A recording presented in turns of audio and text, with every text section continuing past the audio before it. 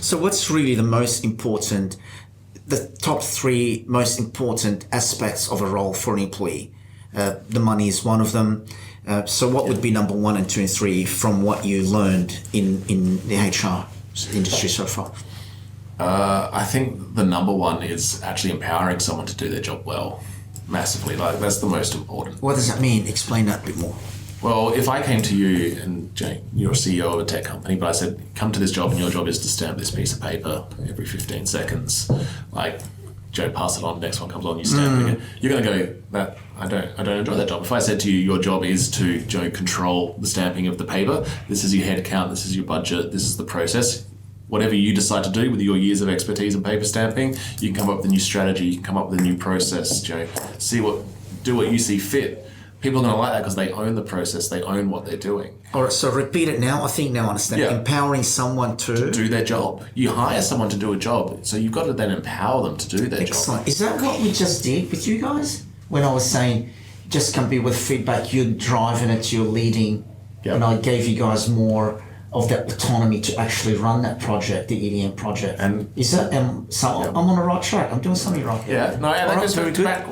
What you said about leadership and older mindset is you've now realised that you've employed great people to do a job for you. You need to let go sometimes and empower them to do their jobs. Yeah. And I've never met you before, but I'm sure you're enjoying your jobs a lot more now. You've got a bit more say in what you can and can't do, right? You're creative people, especially in that space. Creative people need that creative function to do. You can't tell them that you must stamp this piece of paper every 15 seconds. Number 2, Peter. Number 2 is giving them the tools and the opportunity to do that.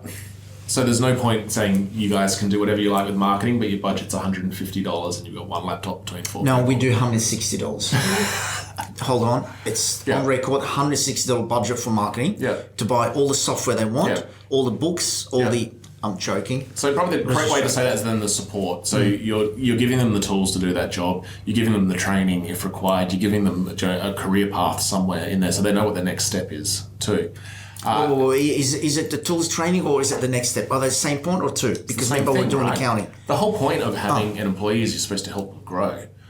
And sometimes you can only grow up, Joe, again, we go back to the whole Ferrari versus Ford Focus thing. You can only have an employee grow so much within your business before they outgrow what it is you do. And that's what you want for your people, right? You want them to be happy. You want them to be doing the best that they can.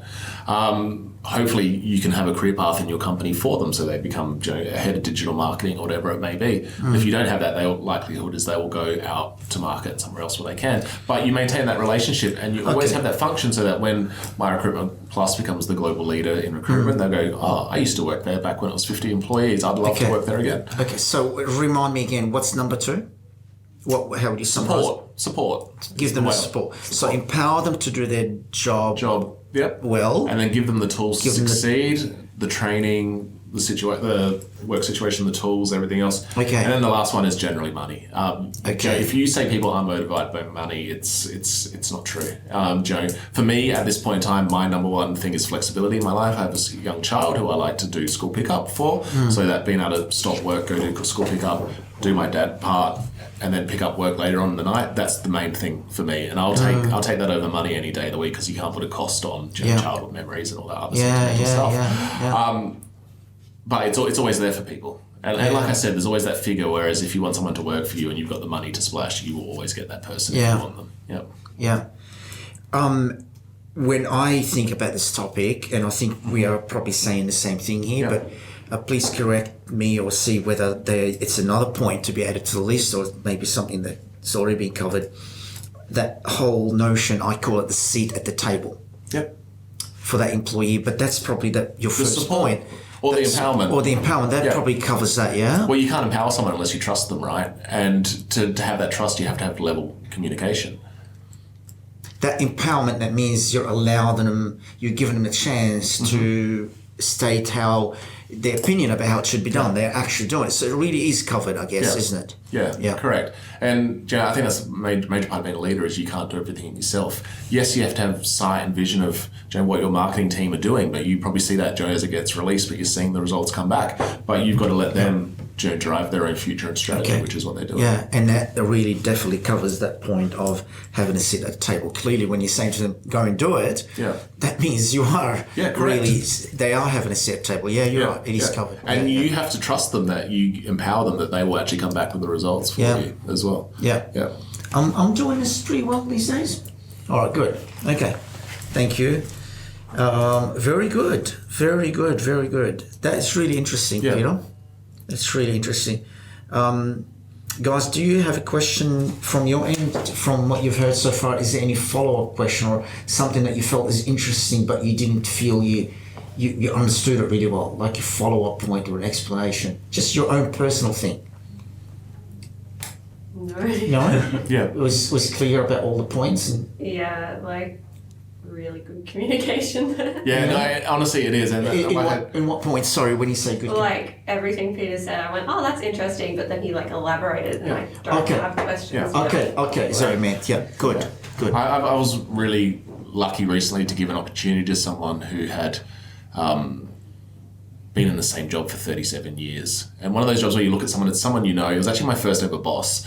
And you kind of go, that person could be doing so much more with their career, but it was before the tech leap and everything else, because we figure I'm old, FYI too. So I was lucky. I was born, I came into the office just after the tech leap. So computers, everything else was fine. He's the other end. So he's 51, I believe. So he just missed that part. And so he'd been working in retail logistics for 37 years. And for me, he was a union member, everything else. So I was like, he knows people.